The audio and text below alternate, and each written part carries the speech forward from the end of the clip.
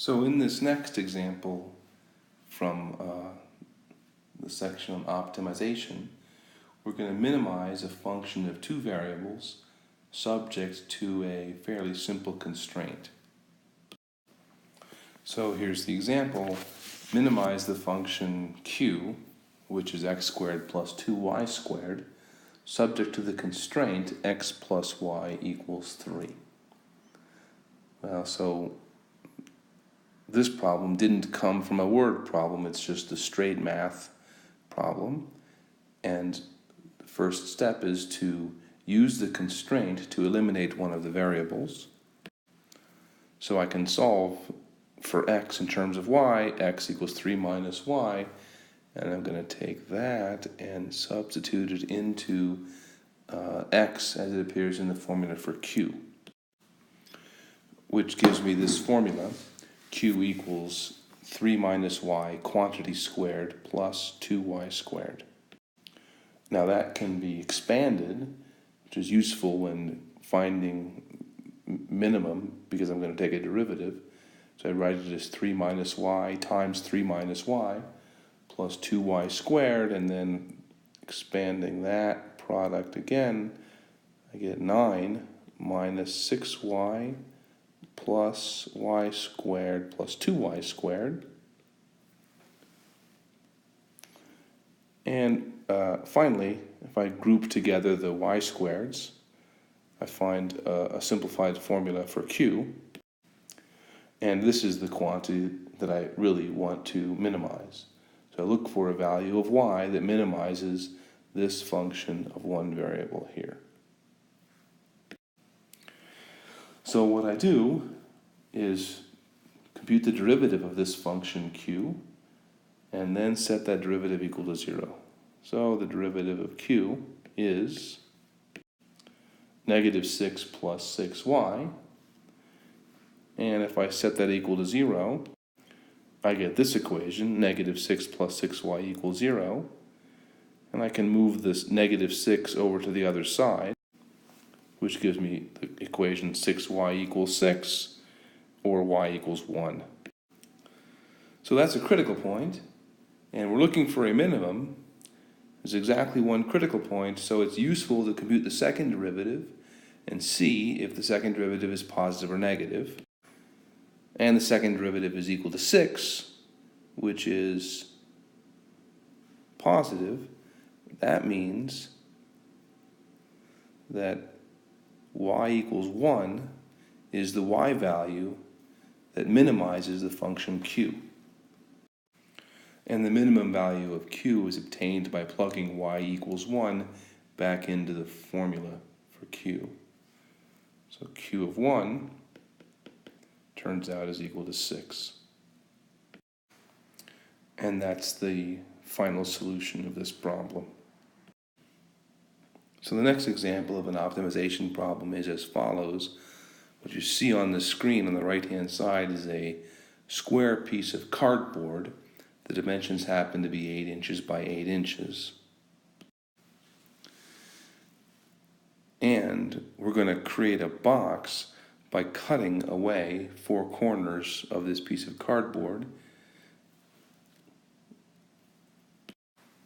So if I cut away these 4 corners, I can then fold up the cardboard that remains and create a box like this.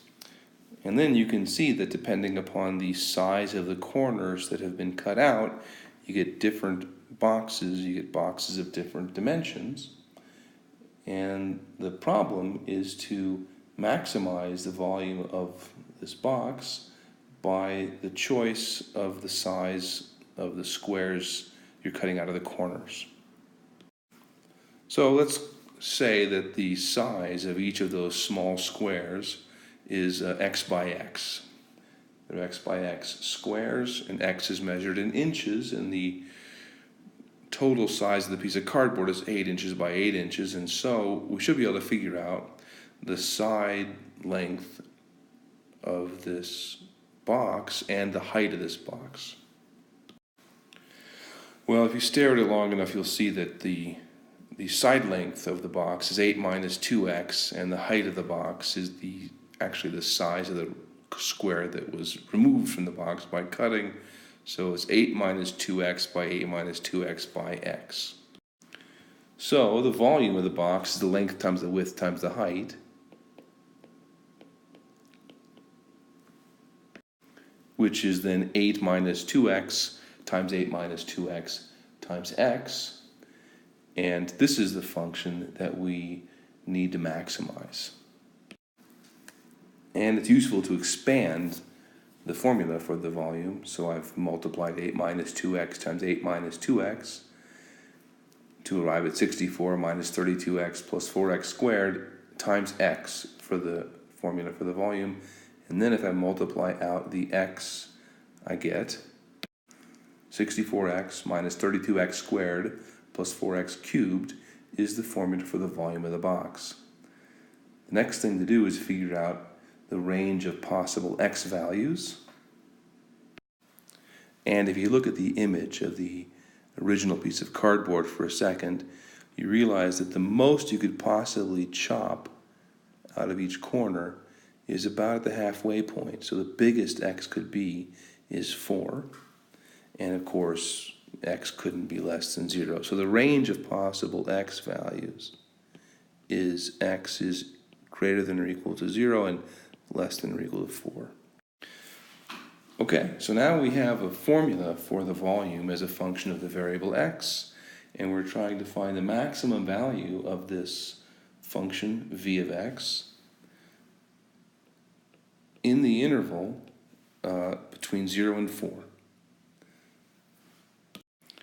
So what I need to do is compute the derivative of this function v and set that derivative equal to 0. So here is the derivative, 64 minus 64x plus 12x squared. And so I need to look for zeros of this derivative. And that gives me this equation. And I guess I can simplify this equation by dividing everything in sight by 4. That gives me this quadratic equation, and it's always useful to rewrite it so that the x squared term sits in the front and the constant term is at the end. Now, in order to find the roots of this equation, you can hope for a trick, like you can identify how to factor this equation, or you can just use the quadratic equation to solve this. So here I'm just using the quadratic formula, 16 plus or minus the square root of 16 squared minus 4 times the 3 times the 16 all divided by 6. And this can be simplified to 16 plus or minus the square root of 64 all divided by 6, which becomes 16 plus or minus 8 all divided by 6, or either 4 or 4/3. Now, x equals 4, that's one of the extreme values, and we remember that if you were to use x equals 4, the volume winds up being 0. And so the only choice of x that's a critical point inside this domain is x equals 4/3. In order to check if this actually corresponds to a maximum, we should compute the second derivative. And here's what we have. V is 64x minus 32x squared plus 4x cubed. The derivative, v prime, is 64 minus 64x plus 12x squared. And the second derivative, v double prime, is negative 64 plus 24x. And now I need to plug into that the value x equals 4/3. Which is negative 64 plus 24 times 4/3, and that simplifies to negative 64 plus 32, or negative 32. So the second derivative at this one critical point is negative, and that means that the function v looks roughly like this. And so x equals 4/3 is the x value corresponding to the maximum.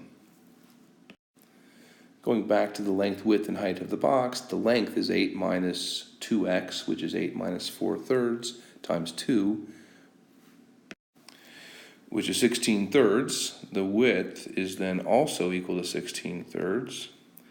And the height was just the value of x, so that is 4 thirds. Which means that the volume should be 1024 divided by 27, which is roughly 37.93